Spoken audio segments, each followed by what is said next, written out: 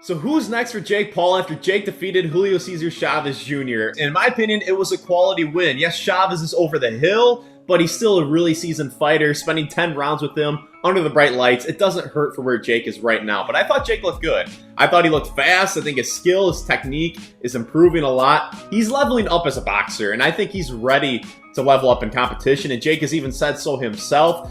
And he wants to fight for a cruiserweight championship. And I think the champion that he wants to fight is Badou Jack, who I believe is 41 years old. So I think it actually would be an interesting fight. The problem is Jack has a mandatory title defense lined up, so he can't take the fight next. So people are looking around and saying, who's Jake going to fight? Some people are saying Tommy Fury makes some sense, but I have somebody who's just way more exciting than Tommy Fury. Honestly, to me, Tommy Fury is kind of boring. He's a part-time boxer. No one really likes him. There's just a lot of indifference towards Tommy Fury. The guy I have in mind, who I think is way better than Tommy Fury, is 20-1 pro boxer Kenzie Morrison, son of heavyweight boxing icon Tommy Morrison. And this is actually the second video I made about Kenzie versus Jake. I think it makes more sense now than ever, because Kenzie just made his debut in the BKFC and won in devastating fashion in the first round. His name is starting to generate some buzz. And I'm not setting up Jake for failure on the other side, right? I actually think this could be a fight that Jake has the chance to win, but I just think this is the perfect fight, and I'm going to explain why. I'm going to break it down to you real quickly. Marketability, right? The marketability of this fight is off the charts. So Tommy Morrison was a 90s boxing icon. He was the villain in a freaking Rocky movie. Kenzie looks exactly identical to his dad when his dad was in his prime filming those Rocky movies. Kenzie's been calling out Jake for years. He even has a sticker of Jake on his heavy bag in his garage, and he beats the hell out of it. I mean, there's legitimate bad blood coming from Kenzie, and that sells, right? And there's no real experience edge that Kenzie has over Jake. Kenzie started boxing only a few years before Jake, but Jake now has more rounds in the ring than Kenzie. Jake has 70 rounds in the ring to Kenzie's 59. He has one more amateur fight than Kenzie because Kenzie has zero amateur experience. So there's no experience edge for Kenzie. And if anything, Jake has closed the gap, and Jake actually might have the greater experience than Kenzie at this point. And physically, Kenzie is lengthier. He's about 6'3". He's got a long wingspan, but Jake is definitely the thicker guy. Kenzie's weighed in at 217 pounds in his recent BKFC fight. And a few weeks after the fight, Kenzie posted a picture of his scale, and he's not that far above 200 pounds just walking around outside of camp, which is nuts. I guarantee you, Jake is never anywhere close to 200 pounds outside of his camps, right? Only the day before or the day of can he make it close to 200 pounds. But Jake's probably walking around about 220 pounds. So they probably walk around. Jake probably walks around at a heavier weight than Kenzie. So there's no experience. There's no real size advantage. And the one guy that beat Kenzie is shorter than Jake, and he's slower than Jake. So this fight isn't impossible for Jake to win. And don't forget, what I think makes this so interesting is Jake Paul was scheduled to fight Hasim Rahman Jr. in 2022, right after Rahman was knocked out by none other than Kenzie Morrison. And Rahman even name-dropped Kenzie at his press conference with Jake. Here it is. Debut. Who have you fought? Everybody you fought been their debut. Who have you fought? Tyron Woodley, UFC champion. 20 and Ben 0. Askren. Credit to Kenzie Morrison. He won the fight.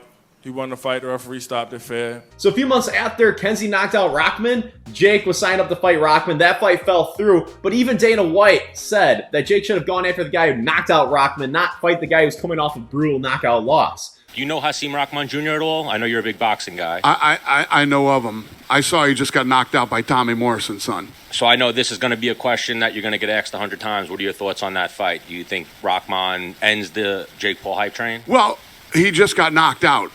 Why wouldn't you go after the guy who knocked him out? That's a tougher fight. That's not the business I'm in. And then, I'm in the tough fight business. And this fight is exactly what people have been calling for from Jake. To fight someone who's in their prime, someone with a similar experience level, and someone who's Jake's size. And it's even better yet that Kenzie's a little bit longer than Jake, right? And this is the best version of Kenzie that we've ever seen. Jake should want to fight someone who's at their best versus fighting Chavez on the back end or fighting all these guys who are a bit over the hill. And I'm not taking away from what Jake has done. He's accomplished some great things, but I think now's the time Jake is ready to take a leap of faith and to silence the critics. And this fight just checks every single box, right? Kenzie also will not be difficult to work with, right? The Fury clan has proven to be a bunch of pain in the asses when it comes to negotiations. They overprice themselves out of the fight. They are just rather difficult to work with. don't overpay Tommy, Jake, all right? Fight Kenzie. I remember Kenzie saying when the Rockman fight was about to fall through, or after it fell through, he's like, I'll fight Jake for half of what Rockman was going to make. And I guarantee you Rockman didn't make anything anywhere close to what Tommy made in that first fight against Jake, and nowhere near what Tommy's going to make in the second fight if they do fight. Kenzie will be cheaper, and I also think it will bring in more money for you. This fight outsells Jake versus Tommy, no question. You might be saying, I'm not sure about that. Guys, I'm telling you, Tommy Fury, there is indifference towards him. A lot of people watch Jake Paul to hopefully see him lose, right? With Tommy Fury, no one really likes Tommy either. So you're watching two guys who people can't get behind. But Kenzie is a likable, authentic, down-to-earth human being. People will love him once they get introduced to him. Just a good old Southern boy from Oklahoma. But he's kind of got that Brett Favre charm to him. He's just a super, super likable guy. And Jake says that he's ready for a real test, and I do believe him. He had a letter of intent signed with Canelo. He's seriously talking about fighting Anthony Joshua, and that's absurd. But if Jake is serious about that, from his perspective, wouldn't Kenzie be the perfect appetizer before jumping in the lion's den with Anthony Joshua, a top 5 heavyweight in the world, right? Like, Kenzie has been a heavyweight his whole career. He's the smallest he's ever been. He's just a little bit north of 200 pounds right now. I think he's going to try adding a little bit more muscle and more weight on, but wouldn't you want to fight a kind of a smaller heavyweight as an appetizer for the Anthony Joshua fight? And what do I think the odds would be for this fight? I think they'd be pretty even, right? And that's what Jake needs for a super fight. He needs a true challenge. Jake opened up as a minus 1100 favorite versus Chavez. Mystery sells, unpredictability sells, and this fight has both of them, right? Jake's 2 biggest fights to date were Ben Askren and Mike Tyson. And at the time leading up to the fight, people had no idea what was going to happen. There were so many people who thought Tyson or even Ben Askren were going to beat up on Jake. Obviously, in hindsight, it's 2020. Those didn't seem too logical when you look back at it. But this fight is the exact same way, where it's a 50-50 fight. And that Ben Askren fight was so big because I think Ben was a likable, normal, family man, down-to-earth kind of guy with a good sense of humor. Kenzie's exactly like that. He's a family man. He's got a great sense of humor. People who are introduced to Kenzie, they like him. And up to this point, Kenzie has been marketed well. But guess who's the best marketer in the sport of boxing? Jake Paul, right? Kenzie has raw potential marketing-wise that just hasn't been tapped into. People are intrigued in him, though. Look at the view counts of Kenzie's fights and interviews on YouTube. The numbers speak for themselves. But you look at him, he's a spitting image of his dad. His dad still gets a ton of online traffic on TikTok, YouTube, Instagram. People are still intrigued in the Tommy Morrison story today. There's literally a 30 for 30 about Tommy Morrison. I think there's going to be a documentary coming out about Tommy Morrison in the near future. So you have nostalgia, you have legacy, you have story. It's all there. And another thing that I think is super important is I mentioned that Ben Askren, Mike Tyson, Jake's 2 biggest fights up to this point, both guys are Americans. Kenzie is an American fighter, and he is a proud American. Not like Chavez, who's from Mexico, who needed a translator in the build-up to the fight. Not Badou Jack from Sweden, Tommy Fury from the UK, and also Zurdo from Mexico. He's boring. Jake, don't fight him. I'd rather you fight Jack down the road. Don't fight Zurdo. But Jake literally turned a D-list celebrity and Tommy Fury into an A-list celebrity. Imagine what he could do with a guy like Kenzie, with the legacy, with the look, with the 20-1 record. This fight will capture the public's imagination.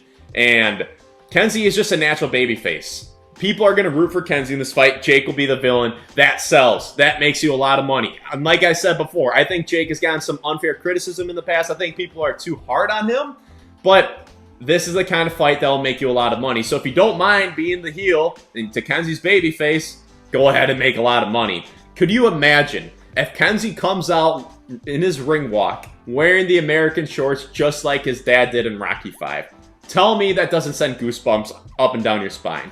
But the big point I want to make here, Ben Askren, Mike Tyson, Americans. 2 biggest fights Jake's had. And let's not forget about the bad blood in this fight. Kenzie legitimately hates Jake. Like, maybe a little bit too much. He just actually got on Facebook a biggest fan badge from commenting in so many of Jake's comment sections, sending him all this hate.